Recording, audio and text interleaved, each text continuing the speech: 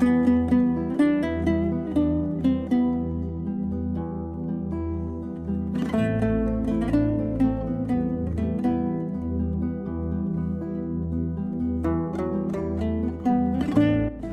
күн балалар, кезекті қазақ әдебиеті сабағын бастаймыз. Отыра қойыңыздар. Бүгінгі сабағымыздың тақырыбы Фариза Оңғарсынованың өлең «Мен сені аялап өтем» шығармасы. Олай болса, бүгінгі сабағымыздың мақсатымен таныс болыңыздар. Бүгінгі сабағымыздың оқу мақсаттары көркем шығармадан алынған үзінділерді шығармашылық жұмыста қолдану. Сондай-ақ бүгін сабақ барысында сіздер шығармадағы тілді құбылту мен айшықтаудың түрлерін талдай отырып, автордың стиліне баға беретін боламыз. Балалар, олай болса, алдыңғы білімді жаңа біліммен байланыстырып көрейік. Сіздердің алдарыңызда әр топқа атау берілді. Мәселенге, бірінші топ Фариза Оңғарсынова ақын, екінші топ Фариза Оңғарсынова жазушы, үшінші топ Фариза Оңғарсынова мұғалім, төртінші топ Фариза Оңғарсынова журналист деген тақырып аясында дәлелдер тізбегі бойынша дәлел айтамыз. Ақындығына, жазушылығына, журналист екендігіне, мұғалім екендігіне дәлел айтатын боламыз. Дәлелдер айтып көрейік. Айын бастай қойыңыз. Фариза Оңғарсынова ақын болған, оған бірде-бір дәлел үйімненің отаным деген өлеңдер топтамалары. Өте жақсы. Ары қарай айдың жалғастыра қойыңыз. Өлеңдер топтамасы бар. Жақсы. Мансұр. Оған қоса айта кететін болсақ, эволюция және өлеңдер топтамасы. Өте жақсы. Фариза Оңғарсынова жазушы деген тақырыпқа дәлелдер айтатын боламыз. Жақсы. Кім бастайды екен? Бастай қоясыз ба? Фариза Оңғарсынова жазушы болған. Соған дәлелдерді өзім тоқтан Саят пен Егеге айтсын. Тамаша, Саят. Сіз тыңдаймын. Оған дәлел биіктік атты очерк. Тамаша, өте жақсы дұрыс айтасыз. Игілік, не қосасыз? Және де біздің Кәмшат атты повесті бар. Сонымен қатар Фариза Оңғарсынова аударма саласында көп еңбек сіңірген. Өте жақсы. Рахмет. Жақсы балалар. Олай болса, келесі кезекте біз келесі топты тыңдап көрейік. Өте жақсы. Бірінші топ бізге Фариза Оңғарсынованың ақын, екінші топ жазушылық қырын айтып өтті. Олай болса, кезек үшінші топта Фариза Оңғарсынова мұғалім. Ол туралы бізге кім айтады екен? Жақсы, Әлжаннан бастайық. Фариза Оңғарсынова мұғалім қызметін атқарған, оның дәлелін бір айтады. Жарай, жалғастыра қойыңыз. Фариза Оңғарсынова 1961 жылы Гурьев мемлекеттік педагогика институты тіл әдебиеті факультетін бітірген. Және ол мұғалім қызметінде 5 жылдай жұмыс істеген. Басында ол физика-математика факультетті таңдаған, бірақ оның анасының сұрауынша әдебиетті таңдаған болатын. Фариза Оңғарсынова көп адамның айтқанын тыңдай бермейді, себебі ол қайсар мінезді адам болып табылған. Бірақ әдебиетті жақсы көргендіктен және анасының айтқан сөздерін тыңдағандықтан педагогика институтқа түскен болады. Тамаша, өте жақсы деректер айтты біздің мұғалай керемет. Ал келесі ретте біз кезекті төртінші топқа берейік. Біздің төртінші топтың оқушылары Фариза Оңғарсынова журналист деген тақырыпта ой бөліспекші. Ал үшінші топта кім бастайды екен? Ерсайып бастай қойыңыз. Фариза Оңғарсынова журналист бағытында 1968-1970 жылдар аралығында Лениншіл жазып осы Гурьев және Орал облысында тілші ретінде жұмыс атқарған. Өте тамаша. Ары қарай кім жалғастырады? Хамза. 1978 жылдар аралығында оған және пионер жолдарында қызмет атқарған. Өте жақсы. Ары қарай кім қорытып жібереді екен? Иә, балам. Және де 1936 жылы Фариза Оңғарсынова бізде Лениншіл жас газетінде жұмыскер болып жұмыс істеген болатын. Және де 1978-1996 жыл аралығында бізде Қазақтың пионер атты газетінде бас редактор болып жұмыс атқарған. Өте жақсы. Тамаша. Балалар, барлықтарыңыз үстел үстіндегі арнайы берілген бағалау жетондарына назар аударып қойыңыздар. Енді әркім өзі ойланады. Әр топтан кімнің жауабы ерекше ұнады, соған біз осы бағалау жетондарын ұсынатын боламыз. Кәнекей, кім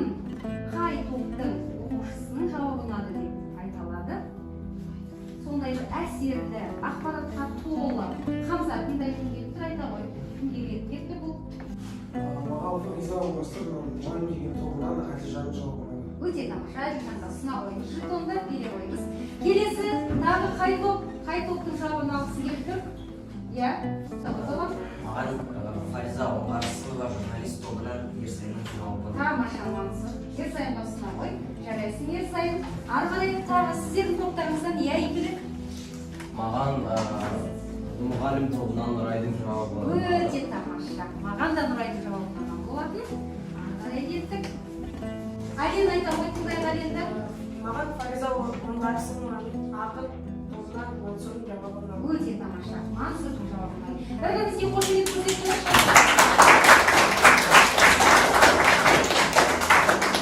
Балалар, олай болса, бүгінгі сабағымыз өздеріңізге белгілі Фариза Оңғарсынованың өлең «Мен сені аялап өтем» туындысы. Олай болса, бейнелі тыңдау әдісімен жұмыс жасайық. Қазір арнайы бейнебаянның сүйемелдігімен мен сіздерге өлең «Мен сені аялап өтем» туындысын мәнерлеп оқып беретін боламын. Дара күндерімнің, нала түндерімнің, серігі болғаның үшін, сенімі болғаның үшін, мен сені аялаймын. Біреудің пасықтығынан, біреудің жасып мұңынан, жүрегім сыздаған кезде, жаным мұздаған кезде, мен сені саялаймын. Біреудің күлкісін көріп, бақыттының түр түсін көріп, шаттанып қалған шағымда жеткендей арман сағымға қуаныштан дірілдеп денем, алдыңа күлімдеп келем.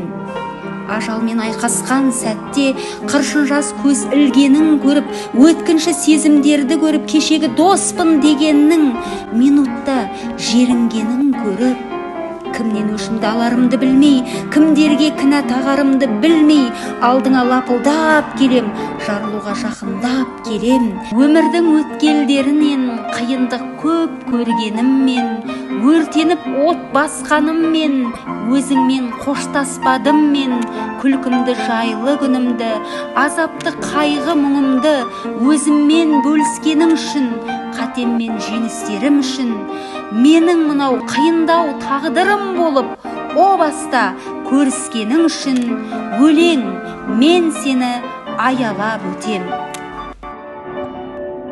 Қалай балалар, ұнады ма? Жақсы. Осы өлеңінде Фариза Оңғарсынова түрлі көркемдеуіш тәсілдерді қолданыпты балалар. Дәлірек айтатын болсақ, үшін сөзін бірнеше рет қолданыпты. Кітапқа қараңыздаршы, неше рет қолданыпты үшін сөзін? Үшін деген сөзді неше рет қолданыпты?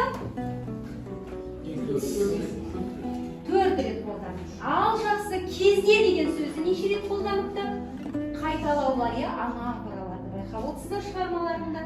Кезде деген неше рет қайталаныпты? Жақсы. Тағы қандай сөз қайталаныпты? Тағы да білем деген неше рет қайталаныпты? Өте жақсы. Байқап отырсыздар балалар, сонда өлеңнің іреңін кірдіру үшін, әдемі құлаққа жағымды естілу үшін, ойын әсерлі жеткізу үшін, ақын қарапайым сөздерді қайта-қайта қайталау арқылы керемет оқырман жүрегіне жол тапқан. Балалар, естісіздер ме? Тахауи Ахтанов қыз болса да қазақтың махамбетіне тербелеген кімді? Фариза Оңғарсынова. Қайсарлығымен, мықтылығымен, ерге бермес сондай мықты мығым мінезімен оқырманына жол тапқан ақынның өлеңмен егіз екенін байқаймыз. Өлең арқылы бірге жасайтынын, ішіндегі мұңының барлығын өлеңге айтатынын байқадыңдар. Ал енді қараңыздар, сол аялап отқан өлеңді оның ренжітуі мүмкін бе? Тастап кетуі, өлең жазбауы мүмкін бе балалар? Жоқ қой, дұрыс па? Мысалы, сіздерді аялап отқан үйде кім бар? Ата-анамыз бар, сыйлайтын құрбы достарыңыз бар. Сіздер де оларды өкпелетпейсіздер, ренжітпейсіздер, дұрыс қой. Әрқашан оларға мейіріммен қарайсыздар. Міне, Фариза Оңғарсынованың тұлға қылған, ақын қылған, танытқан өлеңді ақын айтады. Мәңгілік міне бүгінгі сабағымызда біз келесі ретте осы өлеңнің ішінде қандай көркемдеуіш құралдар қолданыпты осыған тоқталуымыз керек. Ол үшін ең алдымен біз алдыңғы тақырыптарымызды қайталап өтейік. Келістік пе? Балалар, біз ақынның өлеңінің ішіндегі құбылту мен айшықтаудың түрлеріне талдау жасауымыз керек болады. Ол үшін құбылту мен айшықтаудың не екенін еске түсіру үшін біз сіздермен қанат белгісі әдісімен жұмыс жасап көрейік. Балалар, егер қазір мен оқыған ақпарат егерде құбылтуға тән болса, онда сіздер қызыл қанат белгісін қоясыздар. Ал егер мен айтқан ақпарат айшықтауға тән болса, жасыл қанат белгісін таңдап қасына қойып кетесіздер. Келістік пе? Олай болса бастайық. Біріншісі, әдеби тілдің әсемдігі ғана емес, әсерлігі үшін де қажет ететін тәсіл. Бұл қандай тәсіл? Кім келіп белгілейді екен? Жақсы, келе қойыңыз. Қай кезінде белгілейді екен біздің баламыз? Өте жақсы, дұрыс таптыңыз. Бұл бізде айшықтау. Өте жақсы. Келесі екіншісі. Иә, келе қойыңыз балам. Бұл өте жақсы. Бұл бізде құбылту. Өте жақсы, жарайсыз.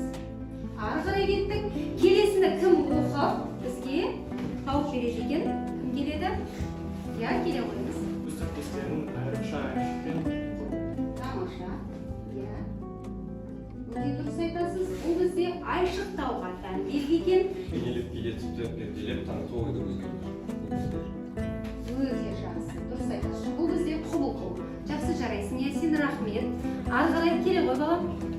Олардың оқырманға әсер күшейту. Тамаша, өте жақсы. Бұл бізде айшықтау. Жарайсың, Жәнібек, рахмет.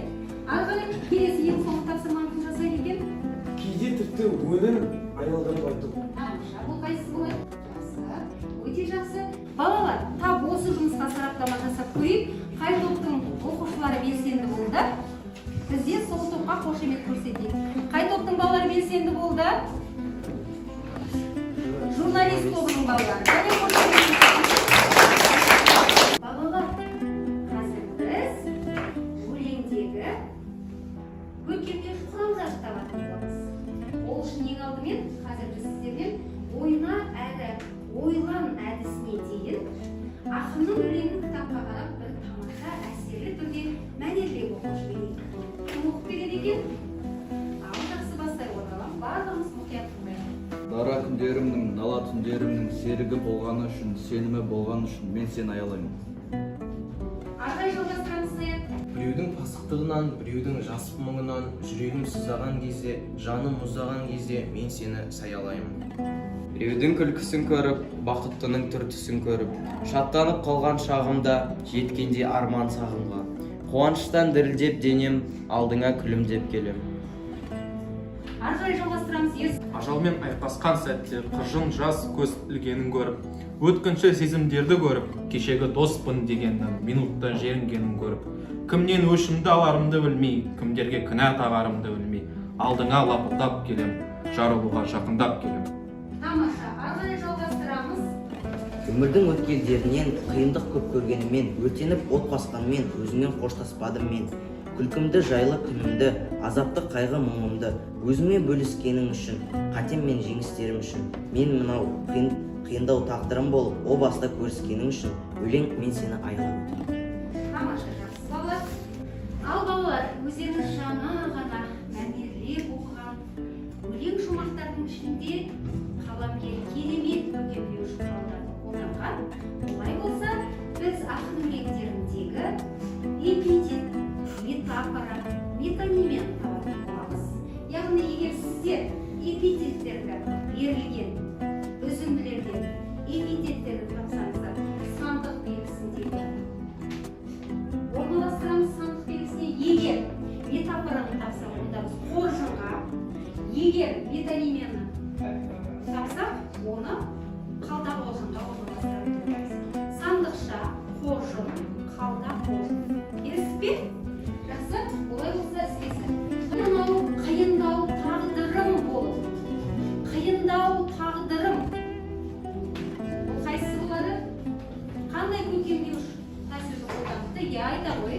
Аминаш айта ғой. Менің мынау қиындау тағдырым болып, оны бұл эпитет біз оны сандыққа саламыз.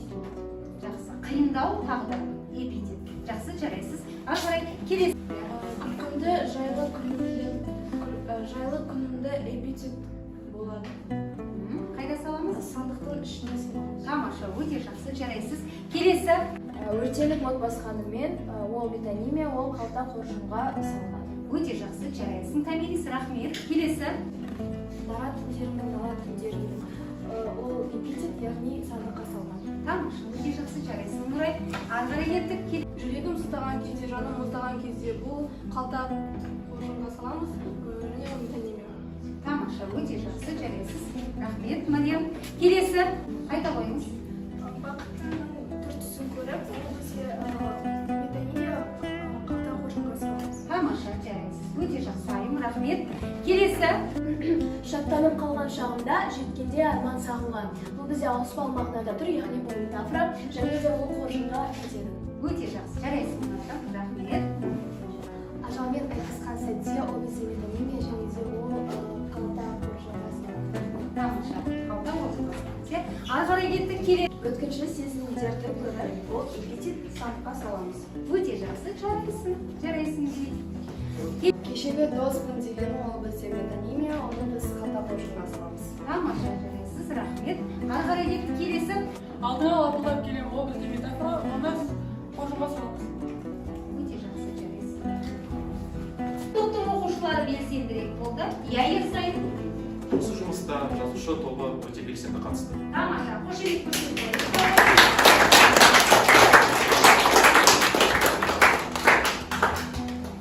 Балалар, біз енді бүгінгі сабағымызды одан әрі бекіту жұмыстарын жалғастырамыз.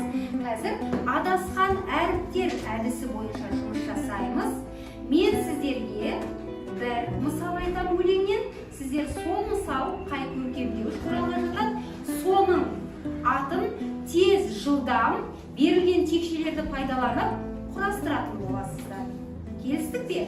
Әр топтан бір белсенді оқушы шықса онда. Бізде 4 топтан оқушылар шықты. Қазір мен өлеңнің бір тармағын оқимын. Сол тармақта қандай көркемдеуіш құрал қолданған ақын, соны тез арада құрастырып жазып шығатын боламыз. Кеттік іске сәл. Балалар, берілген текшелерді пайдаланып, сіздер қыршын жас көз ілгенін көр деген тармақта қандай көркемдеуіш құрал қолданған? Қыршын жас. Тез арада құрай қойыңыз.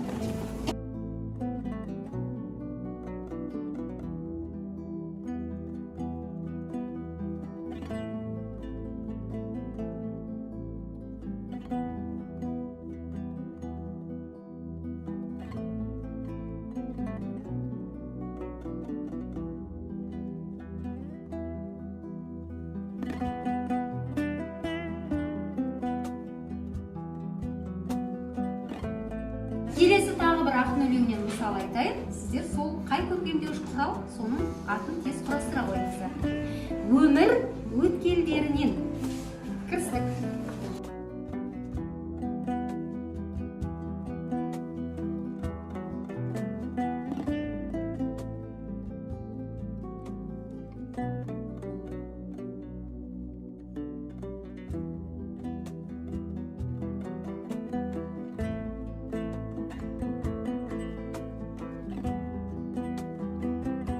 Балалар, өте жақсы, дұрыс құрастырып шықтыңыздар. Қошемет балаларыңызға, қане балалар.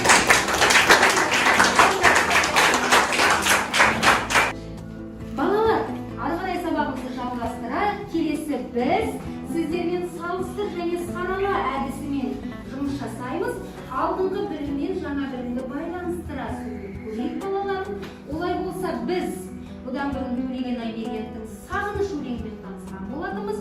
Бүгін Фариза Оңғарсынованың өлең «Мен сені аялап өтем» туындысымен таныстық. Балалар, Төлеген Айбергеновтың сағыныш өлеңінде не туралы баяндалып еді? Ал саят айта қойыңыз. Төлеген Айбергенов сағыныш өлеңінде ол өзінің туған жеріне және туған жеріне сүйіспеншілігін осы өзінің сағыныш өлеңінде көрсетті.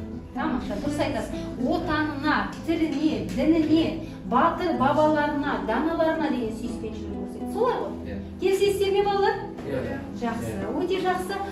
Ал бүгін біз сіздермен танысқан Фариза Оңғарсынованың «Өлең мен сені аялап өтем» туындысында не туралы баяндалады екен? Ал Нұрай айта ғой. Бұл өлеңде Фариза Оңғарсынованың өлеңге деген махаббаты, ризашылығы баяндалған. Ол өлеңге қиыншылықта да, қайғыда да, қуанышта да бірге болғанына рахметі тоқталады. Тамаша, өте жақсы Нұрай. Бүгін Фариза Оңғарсынованың «Өлең мен сені аялап өтем» шығармасынан үзінді тыңдауымыз керек болған. Оны біз сіздермен телефонды, ұялы телефонмен құлаққапты пайдалану арқылы QR код арқылы тыңдайтын боламыз. Сіздердің жұмыс түрлеріңіз, яғни жеке осы QR код арқылы тыңдап, үзіндіден алған әсерлеріңді ортаға саласыңдар. Олай болса іске сәт. Қазір қысқаяқ QR код арқылы кіріп жатыр. Барлығымыз осылай кіріп тыңдай қояйық.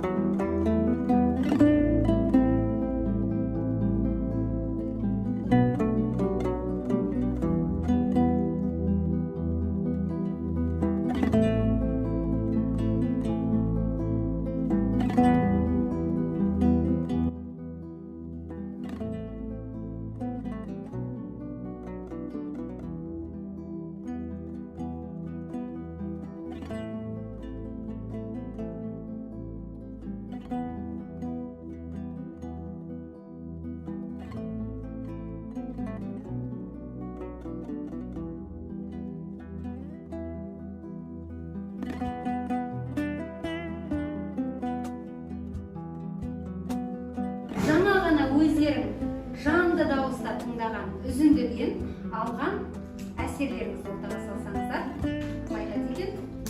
Иә, Ерсайын. Мен сені аялап өтемін көрген әр сәтін, өзінің өмірінде өткен әр көңіл күйін осы өлеңге салып, осы өлеңмен жеткізген деп айтсақ болады. Осы өлең Фариза Оңғарсынованың нағыз досы деп айтсақ та болады. Осы досына бүкіл мұңын айтып, өзінің ішіндегі несін шығарып, елге жеткізген болған. Тамаша, өте жақсы, қошемет.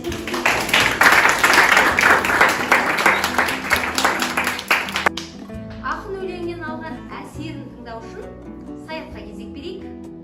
Өлең мен ақын бір-бірінен ажырамас ұғымдай.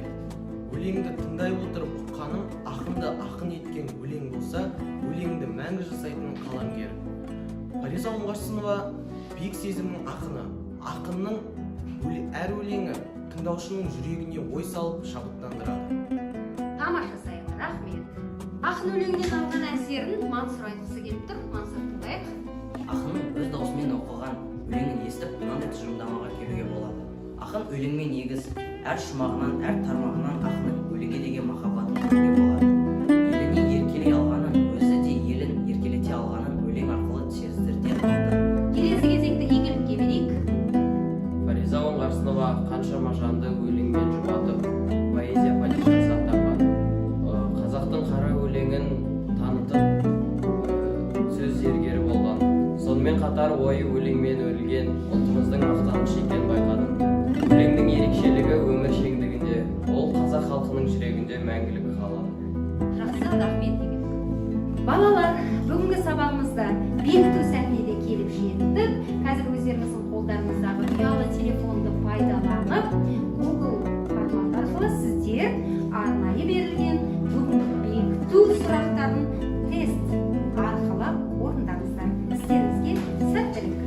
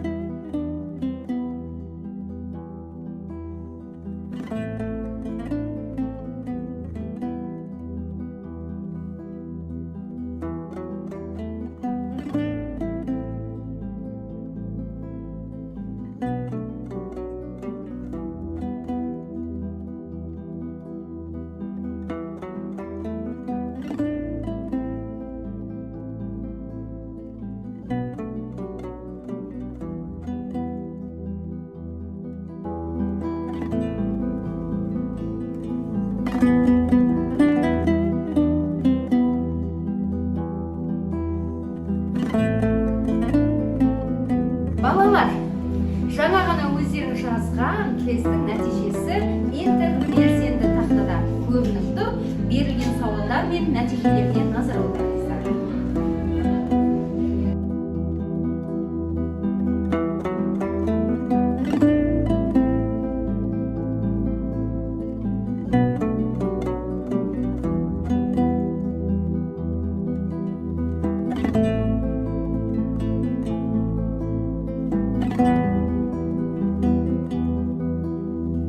Балалар, бүгінгі сабағымыз өз мәресіне келіп жетті. Қазір сіздер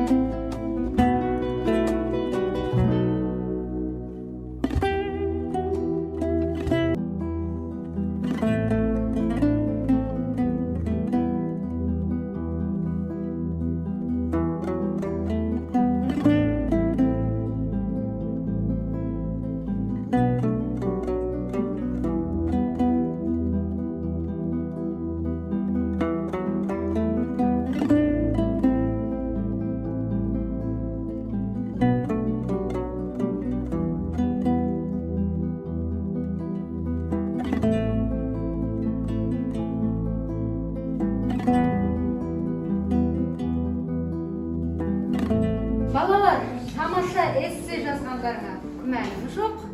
Қазір кім өзінің эссесін оқып береді екен? Ал балалар, кім оқығысы келеді екен? Анаржан? Фариза Оңғарсынова. Әйгілі ақын қазақ қызы Фариза Оңғарсынова кіші кезінен ақ өлеңге жаны жақын болған. Қазақтың әдебиетіне көптеген еңбек сіңірген, халық жазушысы деген атаққа ие болып, журналист болып мамандық атқарған. 10 бауыры болған, әкесі 3 жасында қайтып, анасы өзі жалғыз балалардың тәрбиесімен айналысты. Баламыз жағынан қайсар мінезді, өмірге жетіп бейімделген болып бойжетеді. Фариза жалғыз өзі жыр оқып отқан сәтте анасы үндемей келіп тыңдап отырады екен. Сол бір көріністі Фариза жүрегіне жақын тартып, жыр оқуды ұнатқан. Анасы Халима қызының керемет өнері барынан хабарсыз еді. Күндердің күні Фаризаның жан құрбысы мектепте бір бала ренжітіп қояды. Сол ренжіткен балаға Фариза өлеңін арнайды. Жас оқушының өлеңі ауыл арасында әйгілі болып, ауылдастар Халимаға қызының өнері бар жайын айтады. Сол жылдардан бастап жас ақынның қаншама өлеңі жарық көреді. Мен өзім Мұғалім Ақатаев атындағы номері 143 мектеп гимназияда оқимын, және де ақиқ ақын Мұғалім Ақатаев Фариза қызға өз өлеңдерін арнайды. Өлең шумақтары: Фариза, Фариза, Фаризажан, Фариза қыз. Өмірде ақындардың бәрі жалғыз. Шыдай мен өмірден жалығармыз, шам басқан архивтерден табылармыз деп бастап, Фаризаға өз өлең шумақтарын арнаған болатын. Тамаша. Келесі кезекте Ерсайынның жазба жұмысын эссесін тыңдап көрейік. Оқи ғой Ерсайын. Фариза Оңғарсынова қазақтың ең танымал және қазақтың әдебиетін бүкіл елге танытқан ақындардың бірі болып келеді. 1939 жылы дүниеге келіп, әке-шешесінің арқасында осы әдебиетке өте құмар болған. 1965 жылы педагогикалық институтты бітірген. 1968 мен 1970 жылдар аралығында Лениншіл жас газетінде тілші ретінде жұмыс атқарған. 1970 жылдан бастап 2000 жылдың арасына дейін осы өзінен журналистік бағытта өте зор үлес қосқан. Бүгінгі өткен өлең "Мен сені аялап өтем" шығармасы маған өте қатты ұнады. Себебі бұл жерде ақын өзінің өлеңге деген құштарлығын, өлең оған нағыз дос ретінде болғанын көрсетеді. Өлеңде өзінің өмірінде өткен әр оқиғасын суреттеген болатын. Өміріндегі ең нағыз жақын достық өлең болып келген. Осыған арнап өзінің дос ретінде санап өлеңге шығарма жазған. Тамаша, рахмет Ерсайын, жарайсың бала. Кезек Нұрайда. Иә, Нұрай. Фариза Оңғарсынова қазақтың ақиқ ақыны, өз ісінің маманы, журналист. Ол кіші кезінен өте зерек, қайсар мінезді, ерте есейген адам болған. Оған 3 жаста әкесінен айырылып, 10 балаларымен анасына қамқор болғаны дәлел. Анасы қайғырып жүрсе де, Фариза жыр оқығанда қасына отырып, қайғысын ұмытып, тыныш тыңдайды. Содан бері Фариза жыр оқығанды әдетке айналдырды. Фаризаның ақындық шеберлігін мектеп оқып жүргеннен бері бүкіл ауыл білген. Мұғалім болып 5 жылдай істеп, журналист болуға шешім қабылдайды.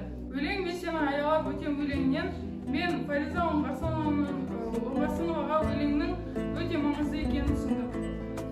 Ол өлең оның қайғысында да, мұңында да, қуанышында да болған. Сол себепті ол оған арнап өлең жазған. Фариза Оңғарсынова осы өлеңнен бүкіл жан дүниесін оқырманға жеткізді. Қазақтың ақын қызы Фариза Оңғарсынова поэзияның мәңгі падишасы болып қалатыны анық.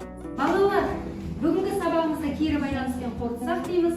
Ақын өлеңді аялау арқылы өмірді аялауды үйретеді. Олай болса балалар, бір-бірімізді аялайық, отбасындағы бауырларымызды құрметтеп қадірлейік, ата-анамызды аялайық, өмірді, қоғамды аялайық деп бүгінгі сабағымызды қорытындылаймыз. Өздеріңізбен шағын кері байланыспен түйіндесек. Бүгінгі сабақта не түйдіңіздер, қандай әсерде болдыңыздар, осыны ортаға салсаңыздар. Бүгінгі сабақта Фариза Оңғарсынова туралы көп нәрсе білдік. Осы ақынның осы әдебиетке деген сіңірген еңбектерін көрдік. Осы бүгінгі сабақта эпитет деген нелерді таныстық, оларды таптық.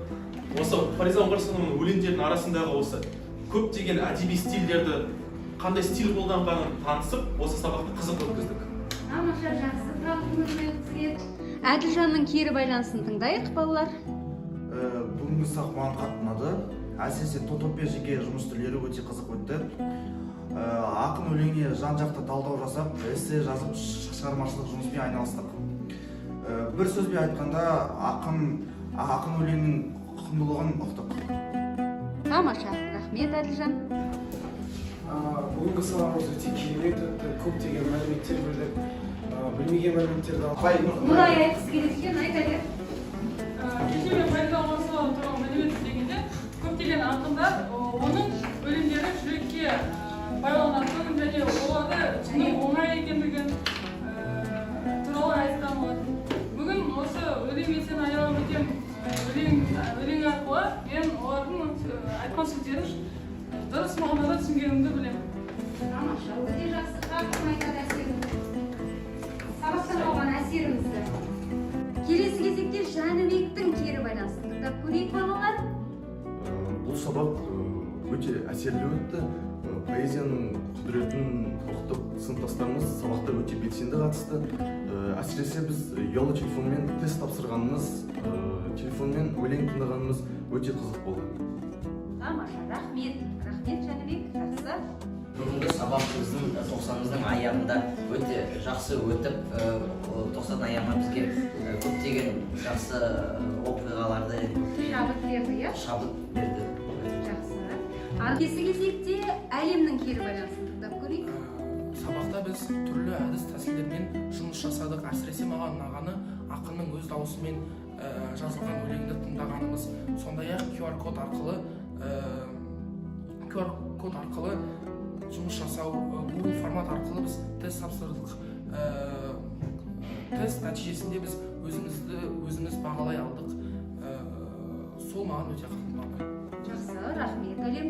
Бүгінгі сабақ маған өте ұнады. Балалар, бүгін сіздерге берілетін үй тапсырмасы үйде Фариза Оңғарсынованың өлең мен сені аялап өтем туындысын жаттап келуді ұсынамын. Сондай-ақ өлең құрылысына жазбаша түрде талдау жасап жазып келесіздер. Бүгінгі